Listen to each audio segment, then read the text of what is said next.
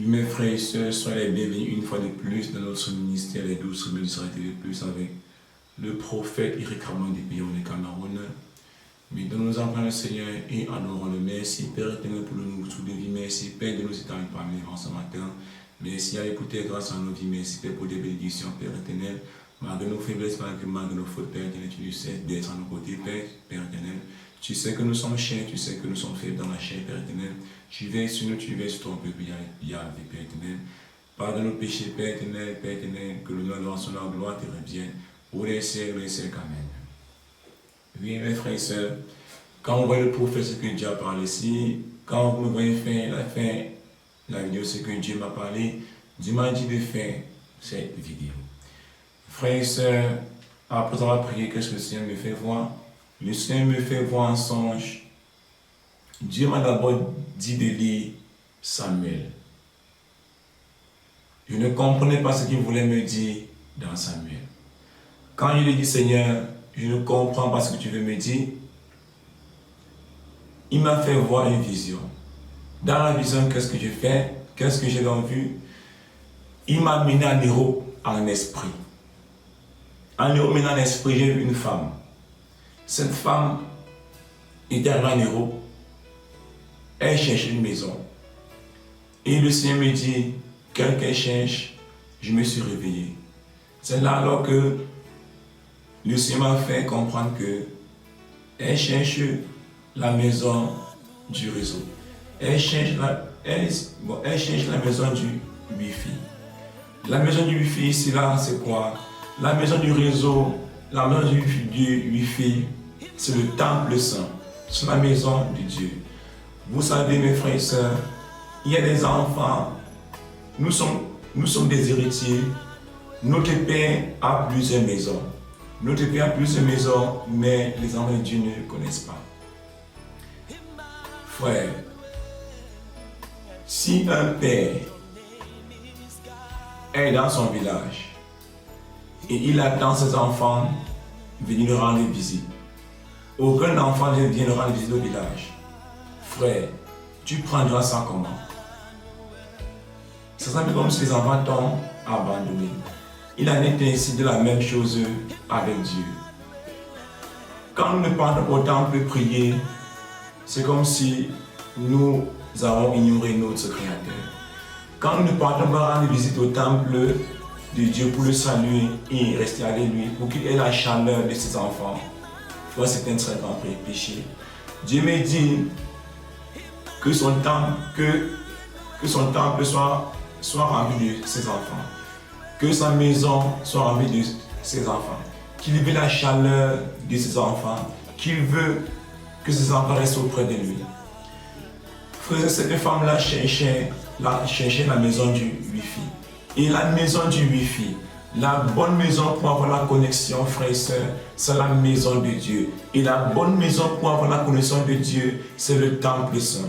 Le temple saint ici, c'est le temple de prière. C'est le lieu où Dieu réside, c'est le temple de prière où si nous voulons lui parler sérieusement, ou si nous voulons lui parler urgemment, ou si nous comprenons sa valeur, ou si nous connaissons qu'il existe, allons dans son temple de prière, après avoir prié à la maison.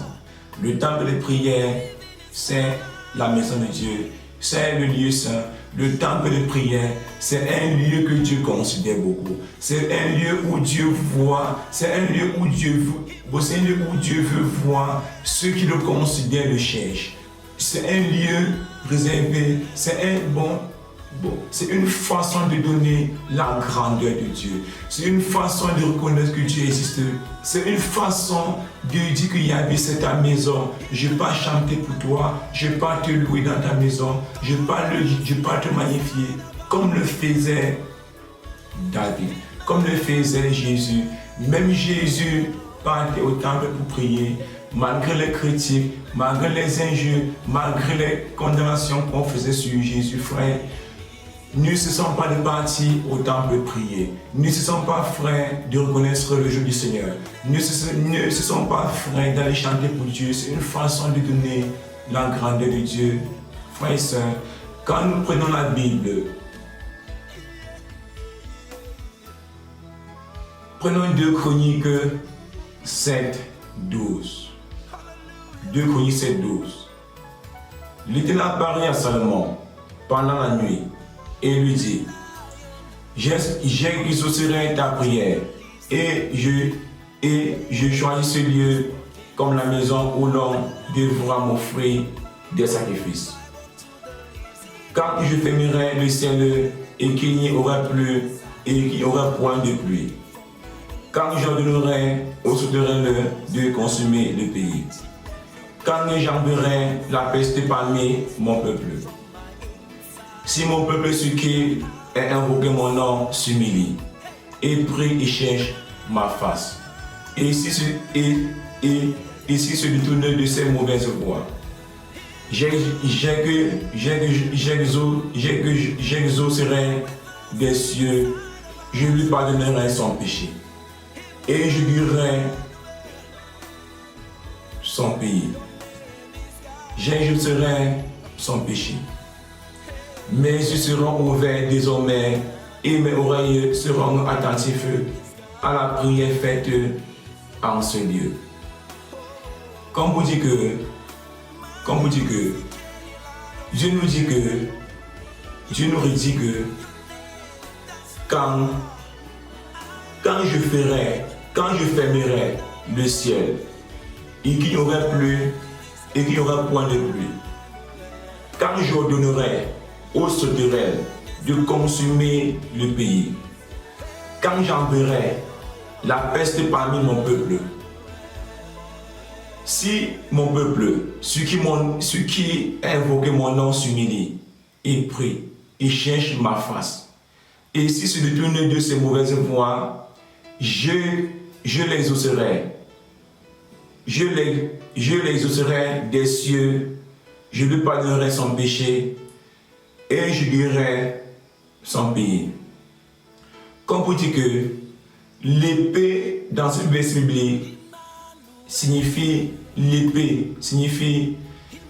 les maladies, les problèmes, les souffrances, la pauvreté, les morts prématurées. Dieu nous dit que si quelqu'un est atteint par ce genre de problème et qu'il part et qu'il reconnaît le temple de Dieu comme la maison de Dieu, il part là-bas, demander pardon dans la maison de Dieu, pleurer dans la maison de Dieu, crier dans la maison de Dieu, il sera exaucé.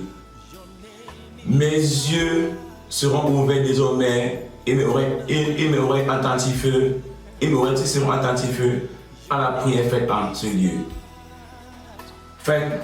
lieu. Comme frères et sœurs, quand nous reprenons la Bible, frères et sœurs, bien-aimés dans le Seigneur, quand nous prenons la Bible, 1 Samuel 26, la mère de Samuel, qui était frappée par la stérilité, la mère de Samuel, qui était frappée par des problèmes, elle était humiliée, elle était abandonnée, on l'insultait, elle était frappée par la stérilité.